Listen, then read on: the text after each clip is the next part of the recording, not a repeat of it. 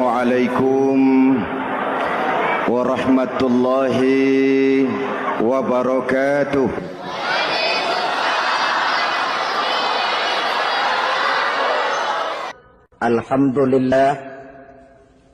Alhamdulillahilladzi ja'ala Ramadhana syahra siyama lil mu'minin. Wassalatu wassalamu ala asyrafil anbiya'i wal mursalin Sayyidina wa maulana Muhammadin wa ala alihi wa ashabihil mujahidin at-tahirin, amma ba'du. Ma'asyiral muslimin rahimakumullah. Dari jumlah 12 bulan yang ada dalam agama kita, yang dihitung sejak Muharram sampai dengan bulan Zulqa'dah, maka Ramadan mendapat gelar Sayyidus Syuhur. Sayyidus Syuhur artinya raja, penghulu atau tuan dari seluruh bulan. Apa sebabnya maka Ramadan ini dinamakan Sayyidus Syuhur? Sebab yang pertama, Ramadan dipilih oleh Allah menjadi bulan tempat di mana pertama kali diturunkan ayat-ayat suci Al-Quranul Karim. Allah tidak memilih Rabiul Awal, tidak Rajab, tidak pula Sya'ban misalnya, tetapi dipilihnya Ramadan untuk menjadi bulan di mana diturunkan ayat-ayat suci Al-Quranul Karim. Seperti yang dijelaskan dalam surah Al-Baqarah ayat 185, A'udzu billahi minasyaitonir rajim. Syahrul Ramadan allazi unzila fihi al-Qur'an hudan lin-nasi wa bayyinatin minal huda wal furqan. Bulan Ramadan, bulan di mana diturunkan di dalamnya Al-Qur'anul Karim yang merupakan petunjuk dan jalan menuju petunjuk bagi orang-orang yang beriman. Oleh sebab itu, salah satu bentuk ibadah yang sangat dianjurkan di bulan Ramadan diantaranya ialah memperbanyak membaca ayat-ayat suci Al-Quranul Karim. Yang kedua, Ramadan disebut Sayyidus Syuhur karena di dalamnya ada satu malam yang bobotnya khairun min alfi syahr. Satu malam tetapi lebih baik daripada 1000 bulan. Itu dinamakan dengan Lailatul Qadar. 1000 bulan kira-kira 83 tahun. Nilai ibadah di malam itu lebih baik daripada nilai ibadah 83 tahun. Padahal umur orang sekarang kan jarang yang sampai 83 tahun. Bagaimana ini harus kita pahami? Ma'asyiral muslimin, sejak kita akil balik sampai kepada usia kita yang sekarang ini, kalau kita mau jujur bercermin, rasanya kita harus mengakui banyak dosa dan kesalahan yang pernah kita kerjakan. Kalau kita berbuat dosa selama 40 tahun, kemudian kita bertaubat 20 tahun lamanya, kalau menurut rumus dagang, ini kan belum tertutup. Dosa 40 tahun ditebus dengan taubat 20 tahun. Tapi haruskah dosa tidak terampuni? Allah Subhanahu wa ta'ala Maha Penyayang. Disediakannya malam-malam yang istimewa, yang punya nilai khusus. Seolah-olah Allah berkata, hai manusia, kau tidak perlu putus asa. Bagaimanapun banyak dosa kau lakukan, bagaimanapun banyak kesalahan kau kerjakan, nih, aku sediakan satu malam khairun min alfi syahrin, lebih baik daripada 1000 bulan yang disebut dengan Lailatul Qadar. Kapan sih Lailatul Qadar itu? Menurut Al-Imamul Ghazali, Lailatul Qadar itu adanya pada 10 hari yang akhir di bulan Ramadan, terutama pada malam-malam ganjil. Malam 21, 23, 25, 27, dan 29. Tapi orang yang ingin menemukan Lailatul Qadar, dia harus sudah berjaga sejak awal Ramadan. Jadi nggak boleh pakai ilmu ngincer. Tahu ilmu ngincer? Tanggal 20 Ramadan nggak terawih, 21 terawih, 22 perek lagi, 23 masuk lagi, 24 nggak ke masjid. Temennya tanya, kenapa nggak ke masjid? Ini kan bukan malam ganjil, nggak turun Lailatul Qadar. Saya kira yang kayak begini dapatnya bukan Lailatul Qadar, boleh jadi Lailatul Qadar. Orang yang ingin menemukan Lailatul Qadar itu, dia harus berjaga-jaga sejak awal Ramadan. Inilah di antara tugas kita, memanfaatkan waktu-waktu yang punya nilai istimewa. Itu ada dalam agama. Dalam setiap minggu ada hari istimewa. Dalam setiap hari ada jam-jam istimewa. Dalam setiap tahun ada bulan istimewa. Coba, dalam setiap minggu ada hari istimewa, hari Jumat. Dalam setiap hari ada jam-jam istimewa, sepertiga malam yang terakhir. Antara jam 2 sampai menjelang fajar di kala subuh, itu saat-saat istimewa. Di samping saat istimewa, Allah pun menyediakan tempat-tempat yang istimewa. Solat di Masjidil Haram, pahalanya 100.000 kali ketimbang solat di masjid-masjid lain. Begitu di Masjid Nabawi misalnya, ini tempat yang istimewa. Lailatul Qadar, waktu yang istimewa yang diberikan kepada kita untuk kita manfaatkan dengan sebaik-baiknya. Toh dalam kehidupan bernegara saja misalnya, kan pada setiap tanggal 17 Agustus itu presiden memberikan grasi ampunan kepada para entah itu tahanan politik dan sebagainya. Ada yang mendapat potongan tahanan. Waktu-waktu yang istimewa. Inilah sebab kedua kenapa Ramadan dinamakan Sayyidus Syuhur. Sebab yang ketiga, Ramadan disebut Sayyidus Syuhur karena di dalamnya nilai kebajikan berlipat ganda adanya. Satu hadis menjelaskan, "Lau ta'lamu ummati ma fi Ramadan, latamannau an takuna as-sanatu kullaha Ramadan." Andai kata umatku tahu keistimewaan apa yang ada di dalam bulan suci Ramadan, niscaya mereka ingin agar sepanjang tahun isinya Ramadan saja. Apa sebabnya? Li'annal hasanata fihi mujtami'atun. Di dalam bulan Ramadan itu berkumpul segala macam kebajikan. Wa ta'atu maqbulatun. Segala perbuatan taat diterima oleh Allah. Wa da'awati mustajabatun. Segala macam doa dan permohonan dikabulkan oleh Allah. Wa dzunuba maghfuratun. Dan segala macam dosa diampuni oleh Allah Subhanahu wa ta'ala. Berlipat gandanya nilai kebajikan yang kita kerjakan di bulan suci Ramadan. Itu sebabnya seorang muslim dalam menyambut bulan suci Ramadan penuh dengan sikap kegembiraan. Kata baginda Nabi, "Man fariha bidukhuli Ramadan, haramallahu jasadahu 'alan niran." Siapa orang yang gembira dengan datangnya bulan suci Ramadan, Allah haramkan badannya dari api neraka. Gembira menyambut Ramadan artinya bagaimana? Apa Ramadan datang terus bakar petasan? Bukan. Pukul beduk? Bukan. Apa gunanya pukul beduk kalau nggak puasa?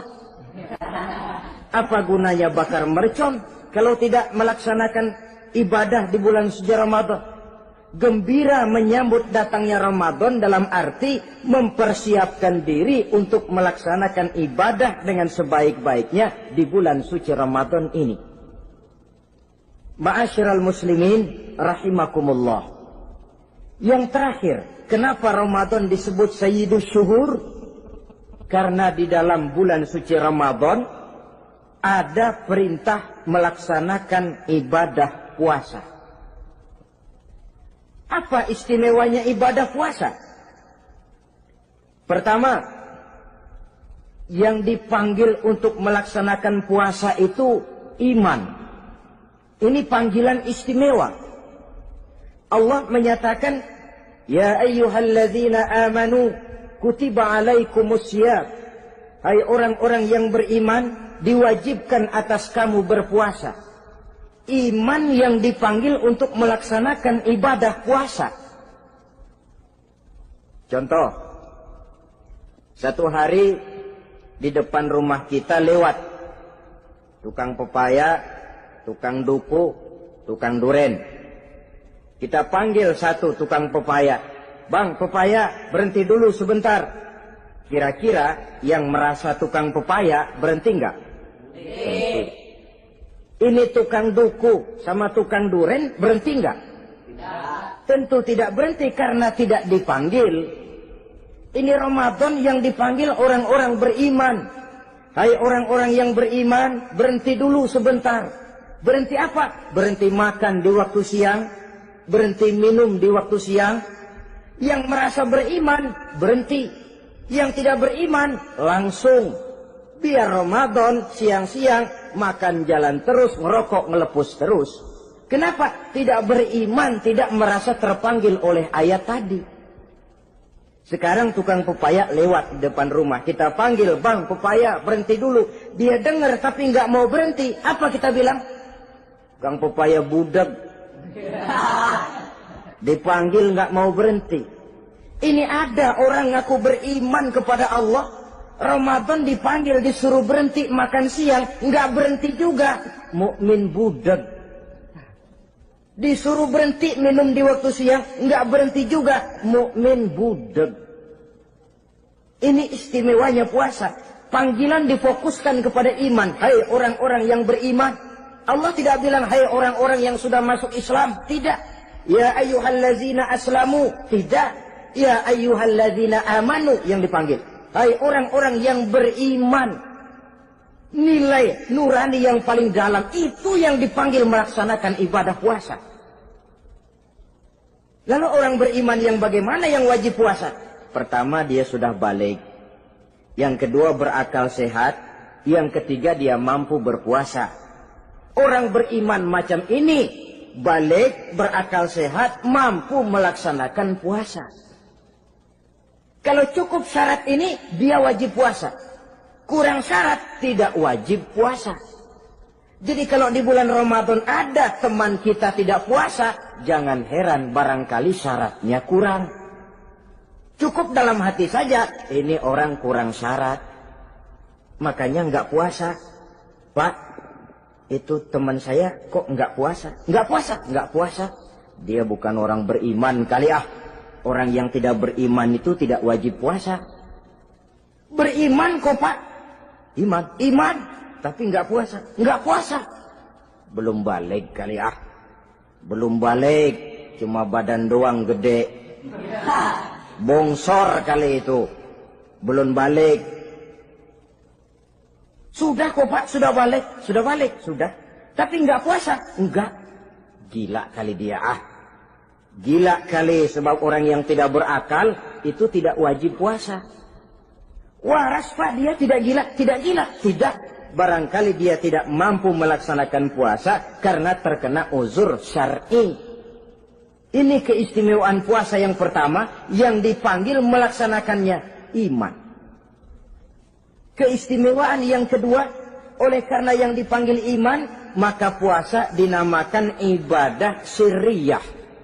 Ibadah rahasia. Kalau kita sembahyang, orang lihat kan? Lihat enggak? Lihat. Kita bayar zakat, orang tahu. Kita pergi haji, apalagi pergi haji, sekampung nganterin. Tapi kita puasa atau tidak puasa, yang tahu kan cuma kita dan Allah saja. Pura-pura sedekah, nggak bisa. Pura-pura sholat, ketahuan. Gerakannya mesti canggung. Pura-pura pergi haji, kemana perginya? Tapi pura-pura puasa, gampang. Namanya ibadah sirriyah. Bulan puasa, jam 8 pagi, makan. Keluar rumah, bibir lap yang kering. Jalan lemesin dikit. Ada angin belaga miring. Temennya tanya, lu lemes amat, gue lagi puasa nih. orang lain bisa dibohongi. Sebab puasa memang merupakan ibadah sirriyah yang tahu cuma kita dan Allah saja. Karena dia ibadah rahasia, puasa ini sulit terkena penyakit riya. Ibadah yang lain karena kelihatan orang, gampang kena penyakit riya, to show only. Salat karena kelihatan orang, gampang kena penyakit riya. Karena saya jadi imam, misalnya di belakang saya lihat ada mertua, wah, saya bikinlah sembahyang saya mantap-mantap, pakai serban, pakai siwak, bahasanya saya paseh-pasehin kayak orang 16 tahun di Mekah. Wah, ufolli warwal maghribi salasa raka'atin Allahu Akbar.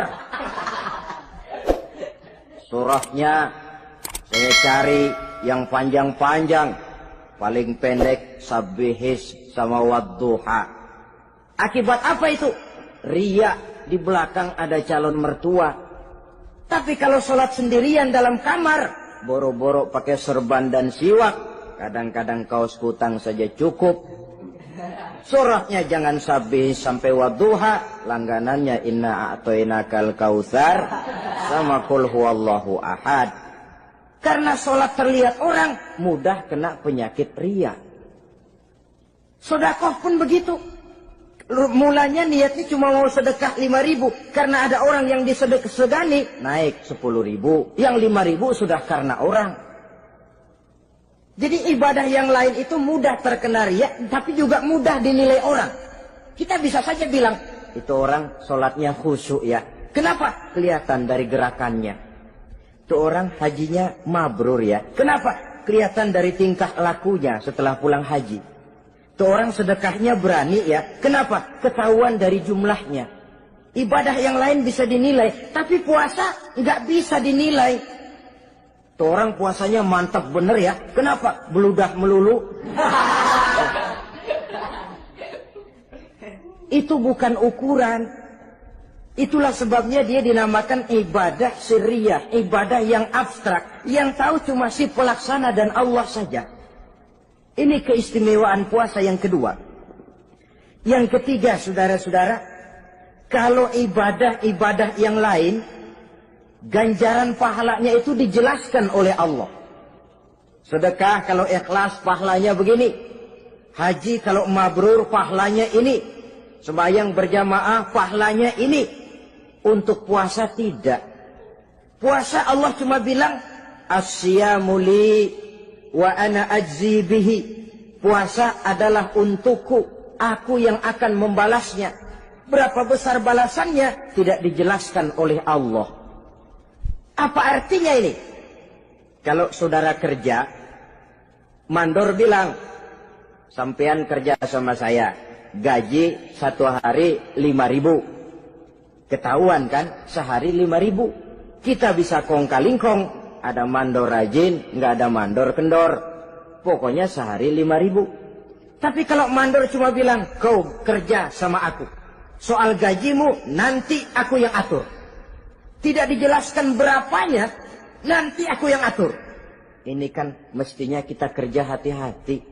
Sebab apa? Mungkin gaji kita lebih besar dari jumlah 5.000 kalau kerjaan memuaskan. Mungkin tidak digaji sama sekali kalau kerjaan berantakan. Tidak dijelaskannya pahala puasa menjadi sugesti bagi kita untuk melaksanakan ibadah ini dengan sebaik-baiknya. Mungkin gaji sangat besar, mungkin tidak digaji sama sekali. Sebab kata Nabi, kam min shaimin laisa lahu min siyamihi illa al-ju' wal 'atsh. Berapa banyak orang puasa, dia tidak memperoleh apa-apa dari puasanya kecuali lapar dan haus saja. Puasa sah, kewajiban gugur, nilai 0. Tidak dapat apa-apa kecuali lapar dan haus. Jadi inilah keistimewaan daripada ibadah puasa. Saudara hadirin yang saya hormati, kemudian apa sih perlunya kita melaksanakan ibadah puasa ini? namanya syahwat. Kalau itu kita kendalikan, maka langkah hidup ini akan menjadi lurus karenanya. Benar kalau Nabi menyatakan, "Iza ja'a Ramadan, futihat abwabus sama, wa ghulliqat abwabun nar, wa sufsidatis sayatin." Apabila datang bulan suci Ramadan, dibuka pintu langit, dibuka pintu surga, ditutup pintu neraka, dan diikat setan-setan itu. Siapa yang ikat setan? Puasa kita. Dengan puasa kita mengendalikan nafsu. Kalau nafsu kita kendalikan, setan nggak berkutik. Jadi yang mengendalikan nafsu itu nilai puasa. Nafsu terkendali, setan terikat. Kalau puasa, kalau nggak puasa, setannya ngebludak. Jadi jangan digambarkan, wah kalau bulan puasa setan dirantai. Rantainya kayak apa? Yang rantai siapa? Arti setan diikat di sini ialah nafsu dikendalikan. Dengan apa? Mengatur makan dan minum. Puasa kan sebenarnya logikanya mengatur perpindahan waktu makan dan minum saja.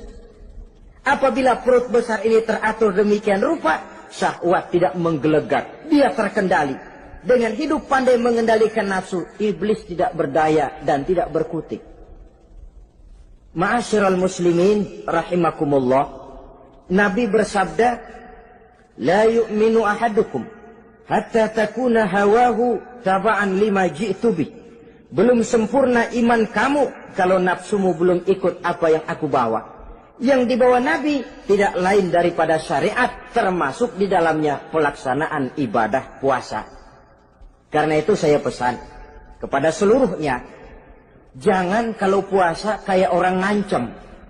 Siang bisa mengendalikan nafsu, tapi begitu maghrib berbunyi, nafsu sudah tidak terkendalikan lagi. Itu namanya puasa orang ngancem.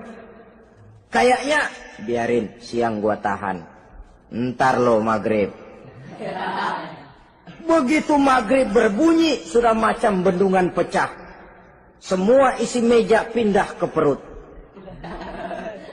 Akhirnya, kalau siang dia setengah mati kelaparan, habis buka setengah mati kekenyangan. Dua-duanya jelek.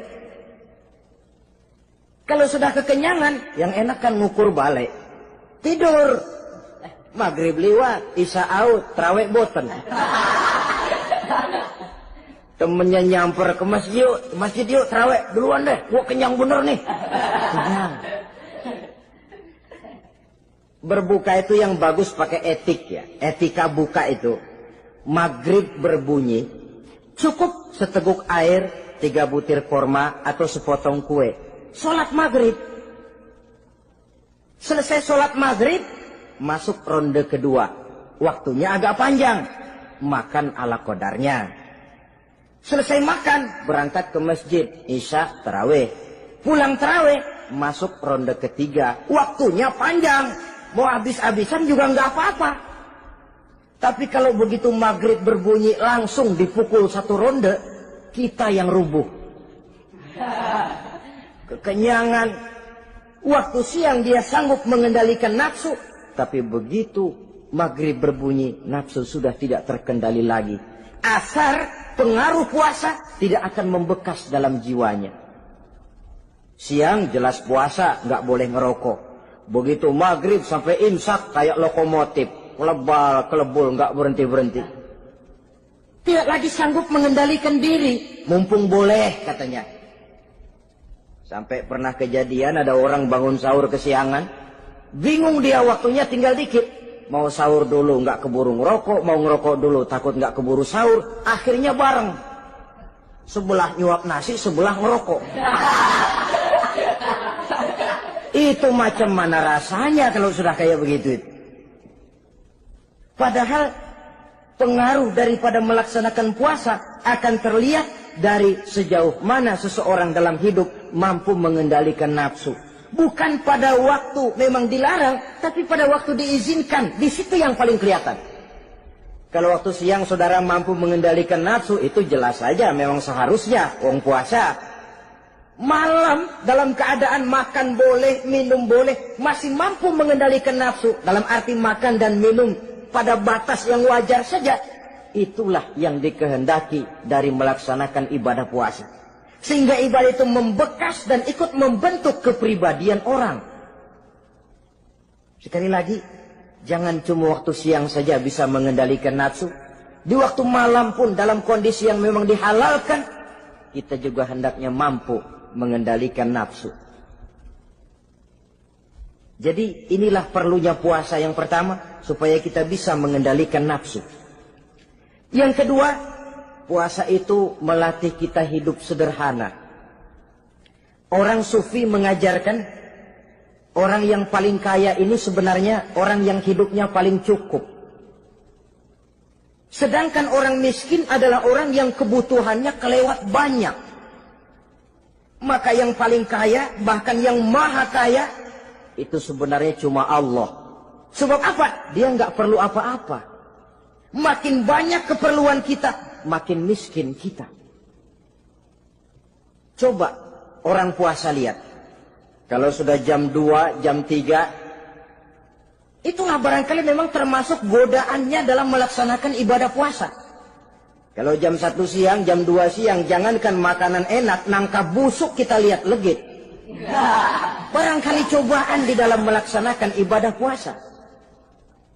Tapi kalau sudah maghrib berbunyi, berbuka kita kena seteguk air, sepotong roti, 3 butir korma, kenyang rasanya. Kemana keinginan yang tadi begitu menggebu-gebu? Oh, bisikan nafsu rupanya itu. Makin dalam kita merenung, makin sampai kita kepada bentuk kesederhanaan di dalam hidup ini. Puasa membentuk pribadi seorang muslim untuk jauh daripada sifat tamak bin rakus alias rakah. Tamak itu berasal dari kalimat toma dalam bahasa Arab yang sifatnya sudah terukir dari hurufnya. Huruf to, tengahnya bolong. Huruf mim, tengahnya bolong. Huruf ain, mulutnya mangap, perutnya gede. Jadi orang tamak macam itulah. Apapun yang diberikan Allah tidak pernah ada cukupnya dan tidak pernah ada syukurnya. Sehingga Nabi menjelaskan, lau anna libni Adam wadiyani min zahabin labtagha lahuma thalisan wala yamla'u jawfa ibna Adam illa turab. Andai kata manusia mempunyai 2 buah ladang yang seluruhnya emas, tidak usah kepalang tanggung, ladang emas, 2 ladang semuanya ladang emas, dia tidak akan puas, dia akan mencari lagi ladang yang ketiga. Wala yamla'u jawfa ibna Adam illa turab. Mulut manusia ini memang tidak akan pernah penuh kecuali kalau sudah diisi dengan tanah.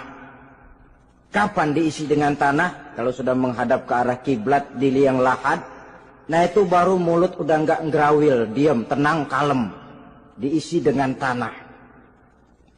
Dengan demikian kita lihat bahwa puasa makin kita hayati, makin dekat kita kepada kesederhanaan di dalam kehidupan ini. Islam tidak melarang orang untuk kaya, untuk punya harta. Yang dilarang ialah sifat rakus, serakah, dan tamak. Karena ini akan membuat orang melakukan segala macam cara, ingkar kepada nikmat Allah, tidak pandai bersyukur, pandangan matanya selalu diarahkan ke atas. Dikala hidupnya sudah serba cukup, dia masih merasa kurang. Sebab itu dia selalu kurang. Dia sudah kaya tapi masih merasa miskin saja, maka hidupnya pun miskin terus. Saudara-saudara ma'asyiral muslimin, ini hikmah yang kedua kenapa kita perlu puasa. Yang ketiga, puasa itu melatih kita cinta kepada fakir miskin, orang-orang yang tidak mampu, yang memerlukan pertolongan. Bagaimana caranya? Dunia pendidikan berkata bahwa pendidikan akan lebih berhasil kalau bersifat audiovisual. Mengajar anak berenang, bawa ke kolam. Mengajar anak naik sepeda, berikan sepedanya. Mengajar orang cinta fakir miskin, rasakan apa yang dirasakan oleh fakir miskin. Apa itu? Lapar, haus.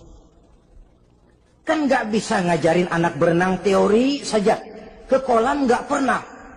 Teori hafal luar kepala. Gaya dada begini, gaya 200 meter begini, gaya kupu-kupu begini, gaya bebas begini. Teori hafal, ke kolam nggak pernah. Sekali terjun, gaya batu. Sudah nggak timbul-timbul lagi. Nggak bisa ngajar anak naik sepeda cuma teori saja. Sepedanya tidak pernah diberikan. Hafal teori, bab 1 pegang stang. Bab 2 dorong. Bab 3 kaki kanan naik pedal kanan. Bab 4 genjot. Hafal teori, megang sepeda nggak pernah. Begitu dikasih sepeda dia naik, habis tukang bakso. Pun mendidik orang cinta kepada fakir miskin tidak bisa cuma lewat seminar, kongres, penataran, indoktrinasi. Diadakan simposium, seminar, diskusi supaya orang cinta kepada fakir miskin, tapi yang bicara orang kenyang semua. Bagaimana hati ini mau peka? Islam itu nggak usah banyak teori lah. Rasakan saja lapar, haus, enak nggak? Kalau kau tahu lapar dan haus tidak enak, kau lapar haus cuma sebentar. Habis maghrib, laparmu hilang, hausmu hilang. Bagaimana saudara-saudaramu muslimin yang terkapar di kolong-kolong jembatan? Yatim piatu yang hidup terlunta-lunta. Perempuan-perempuan tua hidup miskin, anak pun banyak perlu uluran tangan. Lapangan kerja sulit, persaingan hidup makin tajam. Meringkuk mereka di sudut-sudut kehidupan. Beratap langit, beralas bumi, tanpa tahu kapan hidup dan nasibnya akan berubah. Di situ pekaklah hati untuk hidup tidak cuma buat kepentingan diri dan perut sendiri saja, tapi mampu memberikan pertolongan sesuai dengan kemampuan kepada mereka yang memang memerlukan. Sebuah hadis menyatakan, irhamu ahlal ardi yarhamkum man fis sama. Sayangilah apa yang ada di permukaan bumi, nanti yang di langit akan sayang kepadamu. Si kaya sayang kepada yang miskin lalu menolongnya. Yang alim sayang kepada yang awam lalu membimbingnya. Yang pemimpin sayang kepada rakyat lalu melindunginya. Yang di langit akan sayang kepada kita, akan turun rahmah berlimpah, akan tercipta keberkahan dan ketenangan dalam hidup. Tapi kalau sebaliknya, yang kaya malah nyantap yang miskin, yang pemimpin malah menggilas yang rakyat, yang alim malah membodoh-bodohi orang yang memang sudah bodoh, akan terwujudlah malapetaka. Bukan rahmah yang turun dari langit, tapi azab akan menimpa kita semua. Orang yang menghayati lapar, menghayati haus, akan timbul kepekaan sosial. Hidup tidak cuma untuk diri sendiri saja, tapi mampu melihat lingkungannya. Yang keempat, kita perlu puasa untuk menumbuhkan sifat jujur dan disiplin. Coba lihat, kalau tengah hari bulan puasa, andai kata saudara masuk ke dalam kamar seorang diri, saudara kunci dari luar, lalu saudara makan, tidak seorang pun tahu. Tapi kenapa itu tidak kita lakukan? Ada semacam perasaan malu. Malu kepada Allah. Iya, orang lain tidak tahu. Iya, manusia bisa saya bohongi, tapi Allah. Atau umpamanya waktu sholat zuhur, saudara sholat zuhur di masjid, umpama ketika ngambil air wudhu, giliran ke kemur, saudara korupsi dikit aja, telan. Jangan Nabi sumu tasihhu. Berpuasalah kamu, badanmu akan sehat. Sebab apa? Saya katakan tadi, semua energi dihasilkan dari perut besar sini. Itu makanan yang kita makan, mulai dari keju sampai singkong, mulai dari hamburger sampai combro, masuk perut besar, digiling, lalu ditransfer ke seluruh tubuh. Oleh perut besar ini, mekanisme kerjanya persis pabrik besar. Yang kalau kita hayati, Allahu Akbar, Fatabarakallah ahsanul khaliqin. Ini tangan supaya kuat kerja perlu vitamin apa? Kirim ke tangan. Mata supaya awas perlu vitamin apa? Kirim ke mata. Bibir supaya nggak pecah perlu vitamin apa? Kirim ke bibir. Oleh perut besar ditransfer ke seluruh tubuh. Sisanya yang nggak perlu keluar jalan belakang. Kalau perut besar ini terus-menerus bekerja, ibarat mesin diforsir, dia akan cepat rusak. Maka datang bulan Ramadan, perut besar itu jangan terlalu diporsir. Diberikan tenggang waktu istirahat. Sehingga Nabi memberikan jaminan sumu tasihhu. Berpuasalah kamu, pasti kamu akan sehat. Buktinya, orang mati kelaparan banyak. Tapi yang mati karena puasa, kalau puasanya betul, nggak ada. Maka Islam itu agama yang sesuai dengan fitrah ya. Buktinya apa? Puasa wisol itu bukan saja tidak boleh, tapi haram. Puasa wisol artinya puasa nyambung. Dari pagi sampai maghrib, sampai malam, sampai besok pagi lagi terus-terusan puasa. Haram. Karena itu bertentangan dengan fitrah. Islam tidak cukup dari waktu imsak sampai datang waktu maghrib. Kenapa? Menurut perhitungan itu sesuai dengan daya kemampuan maksimal manusia. Sudah diukur itu. Allah yang bikin manusia kok. Jadi kalau Allah perintah puasa, itu sudah dalam kemampuan daya tampung dari kapasitas yang dimiliki manusia. Orang mati kelaparan banyak, yang mati karena puasa nggak ada. Belum pernah saya dengar ada warta berita, sari berita-berita penting dalam siaran ini, gara-gara bulan puasa orang Islam pada mati. Nggak ada. Yang mati kelaparan banyak, tapi yang mati karena puasa tidak ada. Nabi menjamin sumu tasihhu. Berpuasalah kamu, pasti badanmu akan sehat. Ma'asyiral muslimin, kalau sudah tahu kita apa perlunya kita berpuasa, pembicaraan akan saya lanjutkan bagaimana seharusnya kita puasa. Puasa yang ideal itu yang bagaimana? Al-Imamul Ghazali menjelaskan, orang yang puasa itu ada 3 macam. Pertama, saumul awam. Puasanya orang kebanyakan. Orang macam ini merasa sudah puasa asal tidak makan, tidak minum. Puasa sudah. Pokoknya tidak makan, tidak minum, itulah puasa. Ini puasanya orang awam. Matanya tidak pernah puasa. Kupingnya tidak puasa, kakinya tidak puasa, tangannya tidak puasa. Ini puasa orang awam, kebanyakan. Hasilnya tidak mustahil seperti yang dikatakan Nabi tadi. Berapa banyak orang puasa tidak mendapat apa-apa dari puasanya kecuali lapar dan haus. Puasa sah, kewajiban gugur, nilai 0. Kan rugi ibadah semacam itu. Sebab jangan lupa, yang membatalkan itu kan 2. Ada yang membatalkan pahala puasa, ada yang membatalkan puasa. Bedanya apa? Kalau puasa batal, pahala jelas batal. Tapi kalau pahala yang batal, puasanya mungkin sah. Kewajibannya gugur, tapi pahala tidak ada. Kalau yang membatalkan puasa sih umumnya kita bisa jaga itu. Sebab apa? Masalahnya konkret, kelihatan. Apa yang membatalkan puasa? Misalnya makan dan minum yang disengaja walaupun sedikit. Batal. Sedikit tapi sengaja tidak mengenyangkan, batal. Mamanya pentol korek yang kecil itu. Sengaja telan waktu puasa, batal. Kan sedikit pak, nggak kenyang kok. Sengaja.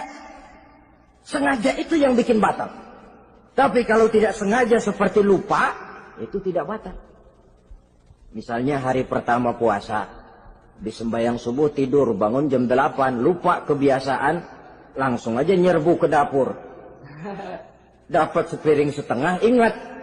Astagfirullah, lagi puasa, betul.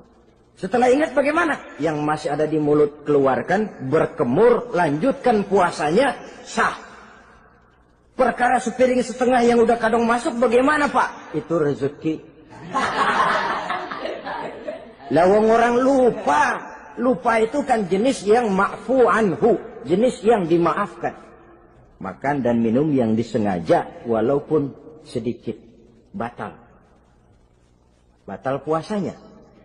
Apalagi muntah yang disengaja. Batal puasanya. Ukuran sengaja kan kita tahu. Apalagi hilang akal seperti gila atau pingsan, batal puasa. Apalagi hubungan suami istri di waktu siang secara sengaja, batal. Kalau sengaja, kalau nggak sengaja, enggak. Namanya nggak sengaja. Umpamanya, saya nggak sengaja Pak, tahu-tahu udah nyampe situ, gimana? Yang nggak batal, cuma begitu ingat, buru-buru selesai mandi, lanjutkan puasanya, sah. Jangan begitu ingat sih ingat Pak puasa, cuman tanggung. Nah, ini tanggung ini yang bikin jadi batal. Dan jangan lupa, orang yang membatalkan puasa karena hubungan suami istri, dendanya paling berat. Seorang sahabat pernah lapor, halaktu ya Rasulullah. Ya Rasul, celaka saya. Ma'ahlaka, apa yang bikin kamu celaka? Saya lagi puasa Ramadan ya Rasulullah, saya nggak tahan. Lalu, saya nyelonong sama istri saya.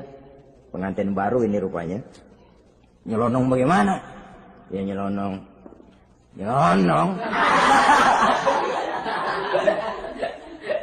Melanggar dia, tapi jujur. Lapor. Kata Rasul, ya sudah, bayar dendanya. Dendanya apa ya Rasulullah? Bebaskan budak. Aduh, saya nggak punya budak ya Rasulullah. Tidak punya? Tidak punya. Puasa 2 bulan berturut-turut. Tidak boleh diselang-seling. Syahraini mutatabi'aini. 2 bulan berturut-turut. Tidak boleh diselang-seling. Gimana? Sanggup puasa 2 bulan berturut-turut? Enggak kuat ya Rasulullah. Enggak kuat? Enggak kuat. Ramadan yang sebulan aja saya nyelonong. Apalagi 2 bulan. Kalau kau tidak kuat juga, beri makan 60 fakir miskin. 1 orang 1 mod. Ya Rasulullah. Apalagi? Jangan memberi makan 60 fakir miskin. Orang istri saya di rumah sehari masak 3 hari libur. Saya orang susah ya Rasulullah. Saya pikir lagian ya orang kebangetan juga. Sudah melarat sama larangan berani. Rasul masuk ke dalam kamar, keluar kembali bawa sekeranjang kecil kurma. Kalau kau tidak punya apa-apa, bawa pulang ini. Sedekahkan kepada orang-orang miskin di kampungmu sebagai pembayar dendamu. Ya Rasulullah. Apalagi? Di kampung saya itu yang paling miskin saya. Waduh, rusak bener ini orang. Apa marah Rasul? Beliau malah senyum. Ya sudah, kalau memang yang paling miskin kamu, bawa pulang saja itu kurma, beri makan anak istrimu di rumah. Orang ini udah melanggar larangan, dapat kurma lagi. Yang kedua, watak hukum Islam itu elastis, fleksibel, tidak kaku. Tidak kalau sudah begitu ya mesti begitu, itu tidak. Yang sering kaku kan kitanya umat Islam di dalam memahami Islam. Saudara hadirin yang saya hormati, yang tidak boleh itu pun di waktu siang. Kalau malam sejak maghrib sampai sebelum imsak, pada awal perintah puasa tidak boleh. Tapi ternyata banyak juga yang nyerempet-nyerempet. Sampai Allah turunkan, uhilla lakum lailatas siyami arrafasu ila nisaikum. Dihalalkan bagi kamu pada malam puasa bergaul dengan istrimu. Jadi barangkali di antara pendengar ini ada yang pengantin baru, tolong sabarlah di waktu siang. Tunggu maghrib berbunyi. Kalau sudah maghrib habis buka, mau buka lagi juga nggak apa-apa. Terserah saja. Ini yang membatalkan puasa. Yang kita sulit mengontrol, yang membatalkan pahalanya. Apa misalnya? Ngomong-ngomongin orang. Puasa. Ngomongin orang jalan terus.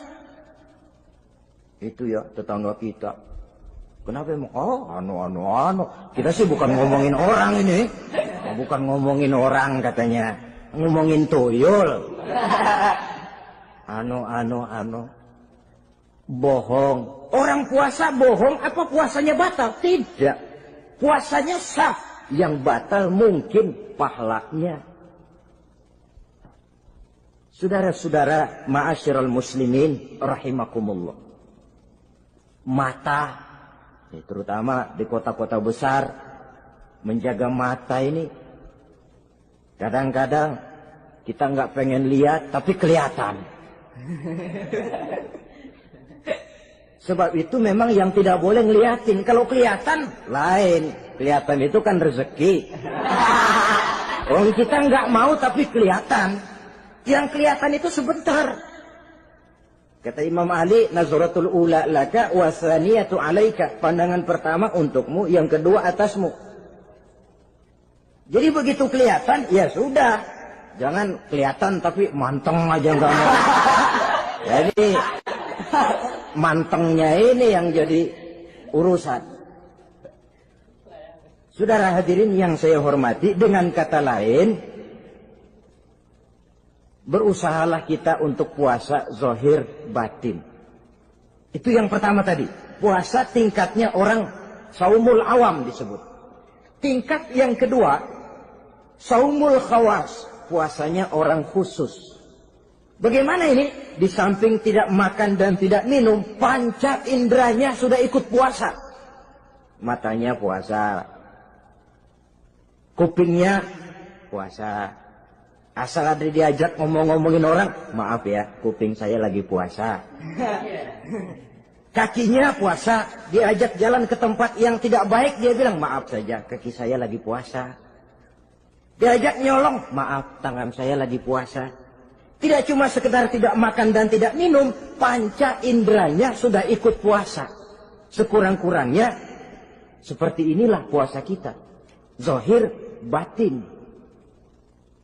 Nah, yang tertinggi disebut saumu khawasil khawas. Puasa orang khusus yang lebih khusus lagi. Ini sudah the first class ini. Puasanya orang fit. Bagaimana puasanya orang ini? Di samping tidak makan dan tidak minum, puasa panca inderanya, hatinya juga sudah ikut puasa dari seluruh keinginan yang selain Allah. Wah, ini kelas tinggi. Orang yang puasa macam ini, andai kata jam 3 sore dia berpikir, ntar sore buka pakai apa ya? Dia menganggap batal pahalanya. Kenapa? Masih mikirin makanan. Kalau kita kan bukan cuma mikirin, ngancem. Waduh, jam 5 di meja udah berderek es kopior, kelapa muda, cendol. Apa yang mau diminum lebih dulu? Tingkat yang tertinggi ini, hatinya juga puasa dari semua keinginan yang selain Allah. Idealnya sekurang-kurangnya kita puasa zahir batin. Zahirnya menahan diri dari yang membatalkan puasa, batinnya mencegah diri dari yang membatalkan pahala puasa kita itu. Ma'asyiral muslimin rahimakumullah. Terakhir, Rasulullah sallallahu alaihi wasallam membagi bulan Ramadan itu menjadi 3 bagian. Sepertiga yang pertama, tanggal 1 sampai 10 Ramadan, masa turunnya rahmah. Turunnya kasih sayang Allah. Kalau istilah sepak bola, tanggal 1 sampai 10 Ramadan ini disebut babak semifinal. Babak penyisihan. Sepak bola itu kalau baru tingkat babak penyisihan, pesertanya banyak. Seluruh kesebelasan turun bertanding. Babak penyisihan. Ramadan tanggal 1 sampai 10, babak penyisihan. Putaran pertama. Pasaran puasa rame. Masjid musola full house. Meledak, tidak sanggup menampung jamaah yang tarawih itu. Yang tadarus meriah. Kenapa? Maklum babak penyisihan. Seluruh kesebelasan turun bertanding. Tanggal 1 sampai tanggal 10 Ramadan. Bila itu selesai, selesailah putaran pertama. Masuk putaran kedua, sepertiga yang kedua, tanggal 10 sampai 20 Ramadan, masa maghfirah. Masa turunnya ampunan dari Allah. Masuk babak semifinal. Sepak bola itu kalau sudah babak semifinal, itu kan sudah banyak kesebelasan yang masuk kotak. Maka 10 Ramadan ke atas, pasaran puasa mulai menurun. Yang enggak puasa mulai nekat.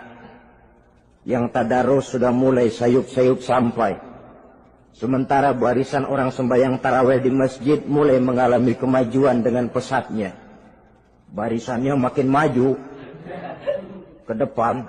Maklum, tidak semua kesebelasan tangguh. Ada yang sejak bertanding sudah berhitung. Kita sih bakalan kalah jelas, yang penting main aja dulu dah. Ada yang rajin ke masjid, motifnya lain. Ada karena ikut-ikutan teman, karena malu sama mertua, rajin terawih, karena nganterin, rajin terawih, bayangnya paling belakang berdua lagi. Malah ngeledek begitu imam waladolin, dia di belakang nyaut asik.